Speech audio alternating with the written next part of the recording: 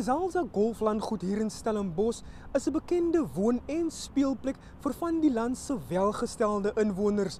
Maar vroeg vanoggend is inwoners hier wakker met die nuus dat 3 lede van 'n gesin in hierdie veiligheidskompleks vermoor is. Die polisie is net na 7 uur vanoggend na die toneel ontbied waar 'n 55-jarige man, sy 54-jarige vrou en hulle 22-jarige seun se lyke gevind is. Die gesin se 16-jarige dogter het oorleef, maar moes inderhaas na die Stellenbosch Medikliniek geneem word. Sy is baie ernstig beseer, sy kopwonde is redelik is regtig van 'n kritiese aard. 'n Huiswerker het glo die jongste seun, 'n 20-jarige, vol bloed buite die huis aangetref.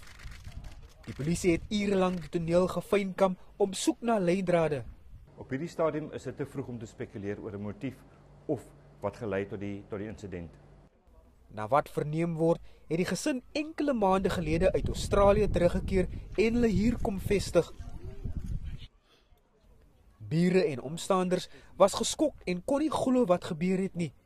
Die landgoed se bestuur het inwoners verseker van hulle veiligheid. We have investigated the matter fully and we've gone around the perimeter fence, we've looked at the footage, we looked at all the exits and entrances and we don't believe that this is an outside incident. Die ondersoek duur voort.